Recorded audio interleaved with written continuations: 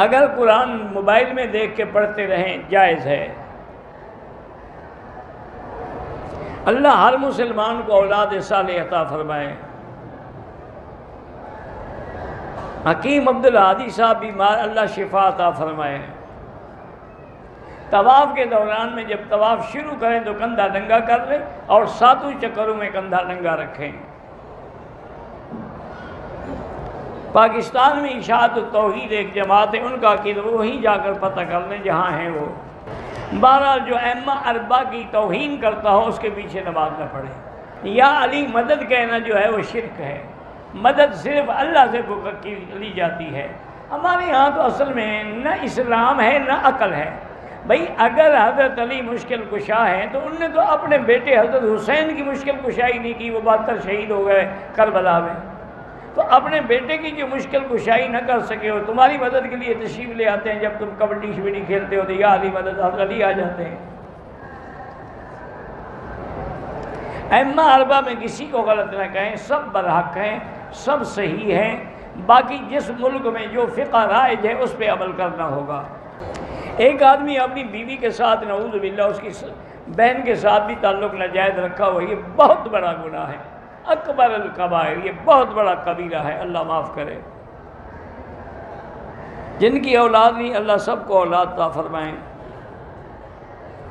زندہ آدمی کے لیے دعا کریں۔ عورت کا منصوبہ بندی کا آپریشن کرانا ناجائز ہے۔ کچھ وقفے کے لیے اولاد روک سکتے ہیں، مستقل طور پر ریموو کرا لیں، یہ ناجائز ہے۔ ایک شخص نے قسم کھائی کہ میں اگر باپ کے گھر گیا تو مجھ پہ 3 طلاق ہیں، تو اس کو تو طلاق، مرد کو تو طلاق ہوتی ہی نہیں ہے، وہ کفارہ ادا کرے اور باپ کے گھر جائے۔ طلاق تو عورت کو ہوتی ہے، تو مجھ پر کیسے طلاق ہو گئی؟ جس پر دم وہ ادا نہ کر سکے اپنے ملک چلے جاؤ، جب اللہ پیسے دے بھجوا کے کر دو۔ نظر بد سے بچنے کے لیے لا حول پڑا کریں۔ آنکھوں کا آپریشن ہے، اللہ شفا عطا فرمائے۔ بہرحال میری بیوی کے 3 حمل گر چکے ہیں، اللہ شفا عطا فرمائے اور اللہ آپ کو اولاد صالح نصیب فرمائے۔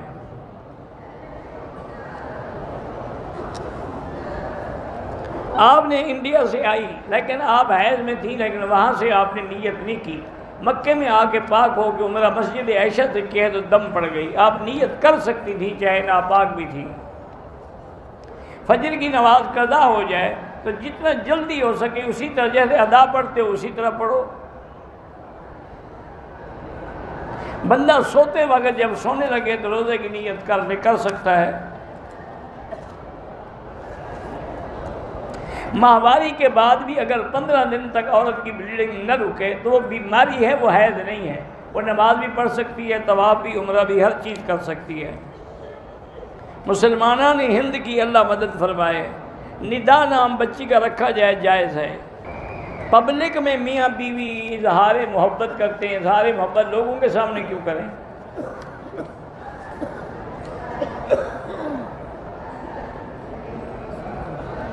عورت کے لیے اپنے خامند کی خواہش پوری کرنے کے لیے ہوٹل پر جانا بہتر ہے، یہ حرم میں، وہ ہوٹل بھی حرم میں ہے۔ بہرحال جب عورت پردہ کرتی ہے تو یہاں بھی کرے، اپنے ملک میں بھی کرے۔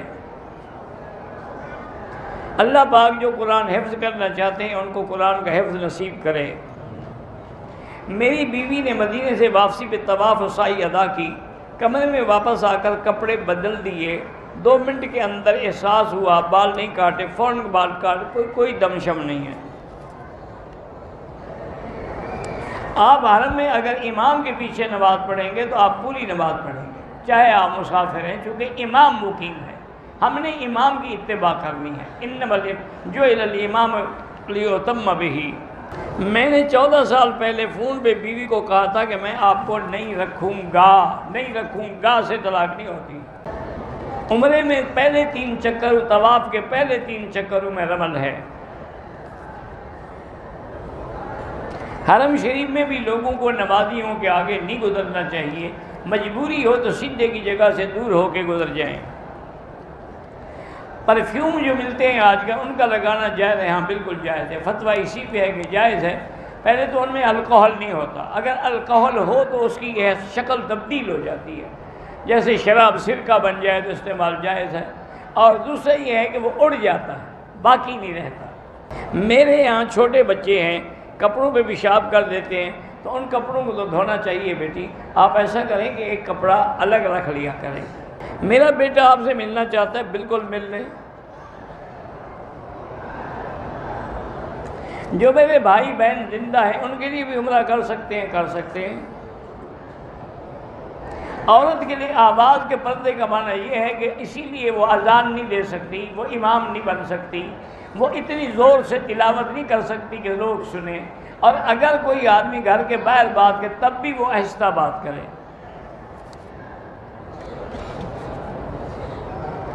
غیبت کبیرہ گناہ ہے، بلکہ زنا سے بھی زیادہ شدید ہے۔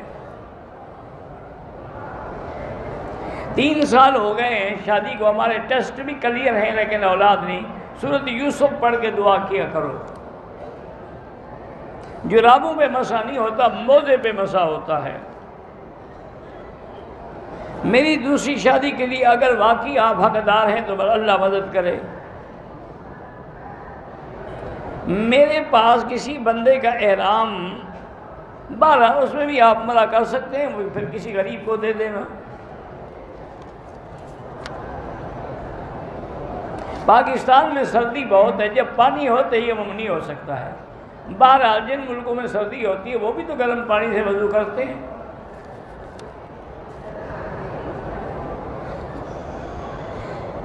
حرم شریف میں لوگ بیگ اپنے کندھوں پہ ڈال دیتے ہیں، اس میں جوتے بھی ہوتے ہیں، وہ سب جائز ہے۔ دیہات میں جہاں آبادی نہ ہو، شہر نہ ہو، بازار نہ ہو، بڑی جامع نہ ہو، وہاں جمعہ نہیں ہوتا حنفی مسلک میں۔ بیوی زندہ ہے تو اس کا شوہر اس کے لیے عمرہ کرے، اپنے لیے عمرہ کر کے اس کے لیے دعا کرو۔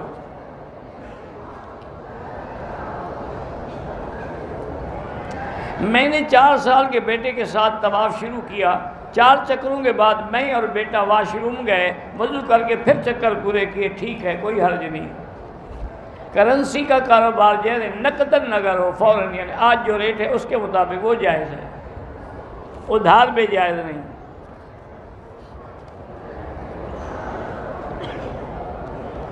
ایک حرمت ہوتی ہے جیسے بیٹی بہن، ایک یہ ہے کہ آدمی کی مثلا شادی ہو گئی تو اس کا سسر جو ہے وہ بھی باپ ہے، وہ اس کے لیے محرم بن جائے گا۔ وہ جو شادیوں سے رشتہ ثابت ہو وہ مصاہرت ہوتی ہے۔ وضو میں داڑھی بھی دھونی چاہیے، بلکہ خلال بھی کرنا چاہیے۔ سب صحابہ کے لیے ایک طواف نہیں، ایک کے لیے ایک۔ جو نیک اعمال اولاد کرتی ہے ان کا والدین کو بھی انشاءاللہ ثواب ملتا ہے۔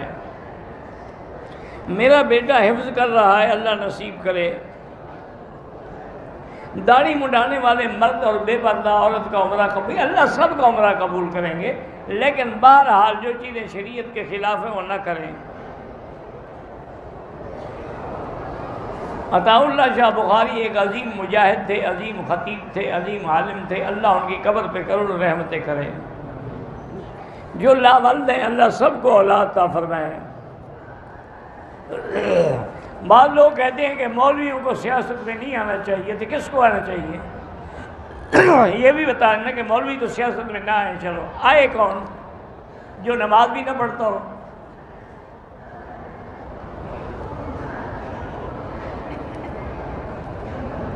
اگر کسی سنی مرد سے اور شادی ہو گئی ہے تو اس کے والدین عورت کے شیعہ ہیں تو والدین کے ساتھ تعلق تو رکھ سکتی ہے نا، چاہے والدین کافر ہوں۔ جو لوگ پاکستان سے پہلے مدینہ آتے ہیں پھر مدینے سے احرام باندھ کے عمرہ کرتے ہیں، بالکل ٹھیک ہے۔ بہرحال تبلیغی جماعت والوں کے جو ہے نا ان کا فتویٰ علماء کا ہوتا ہے۔ مسجد الحرام کو حرام کیوں کہتے ہیں کہ جو چیزیں باہر حلال تھی وہ یہاں حرام ہے۔ دم کا معنی ہی ایک بکری ہوتا ہے۔ بھئی اب تو کافی عرصے سے میں کہیں بھی نہیں گیا، نہ برطانیہ نہ پاکستان۔ آپ نے اگر طواف اور صفا کر لیا ہے تو دوسرے کے بال کاٹ سکتے ہیں۔ حرم احترام سے اسی لیے کہتے ہیں کہ حرمن آمنن،